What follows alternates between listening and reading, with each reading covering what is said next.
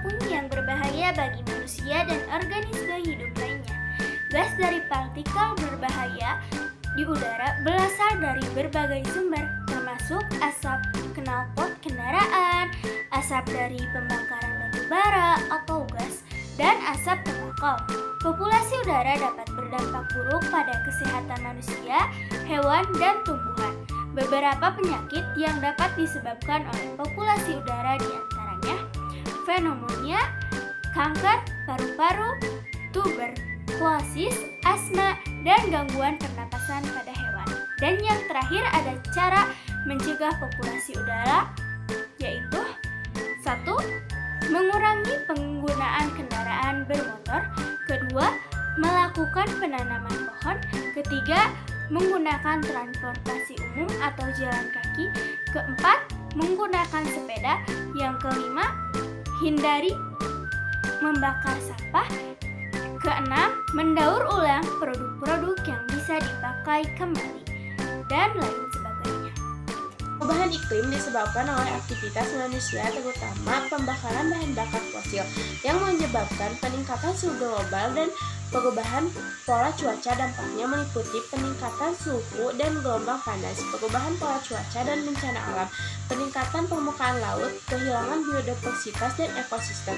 Untuk mengatasi perubahan iklim, kita perlu yang pertama, mengurangi emisi gas rumah kaca. Yang kedua, beralih ke sumber energi terbarukan. Yang ketiga, mengadaptasi diri dengan dampak perubahan iklim. Yang keempat, meningkatkan kesadaran dan pengetahuan tentang perubahan iklim.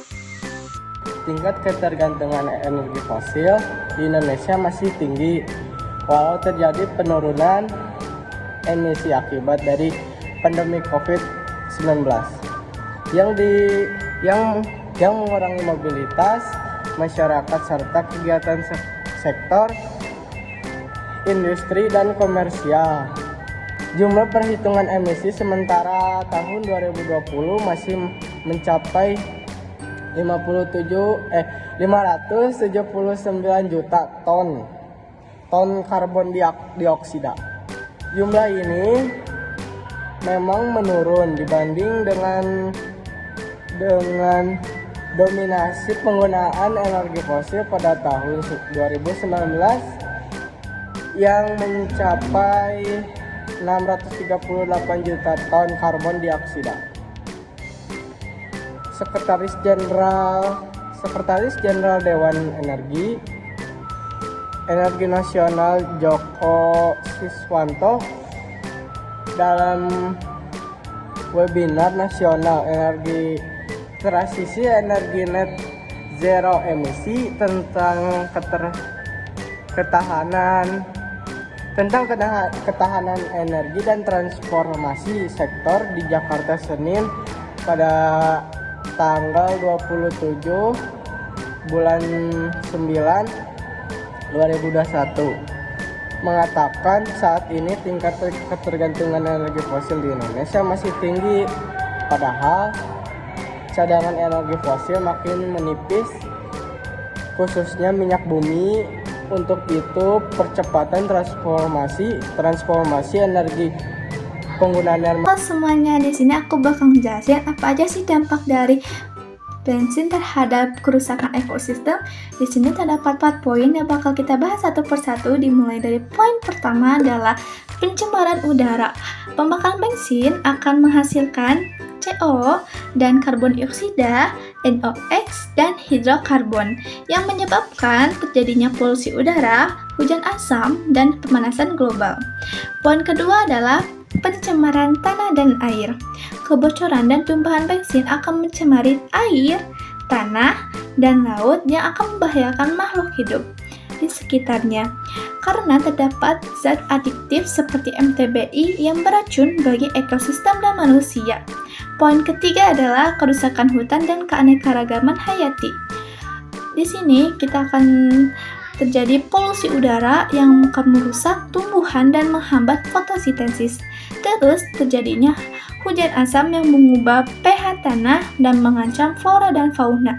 Terus perubahan iklim juga terjadi akibat bensin menyebabkan suhu ekstrim dan hilangnya habitat. Poin keempat adalah solusi. Solusinya adalah kurangi penggunaan kendaraan berbahan bakar bensin, terus gunakan energi alternatif seperti biofuel dan kendaraan listrik, terus kembangkan teknologi mesin hebat bahan bakar.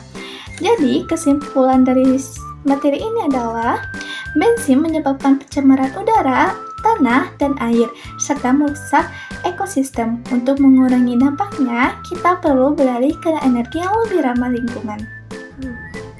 Dampak ekonomi. Dampak ekonomi adalah perubahan atau efek yang terjadi dalam suatu perekonomian sebagai akibat dari suatu peristiwa, kebijakan, atau faktor tertentu. Dampak ini dapat mempengaruhi berbagai aspek perekonomian seperti pendapatan, lapangan pekerjaan, produksi, inflasi, dan distribusi kekayaan. Dampak ekonomi juga bisa dilihat dari berbagai perspektif, salah satunya adalah dalam teknologi dan industri yang mempengaruhi ekonomi, misalnya dalam konsep energi. Termodinamika berperan dalam efisiensi mesin dan proses produksi.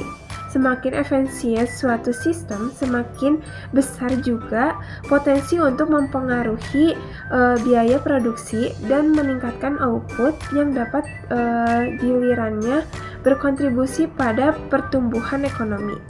Dampak ekonomi juga dapat mengacu pada suatu kejadian dan mempengaruhi kondisi ekonomi di wilayah, baik dalam jangka pendek maupun jangka panjang.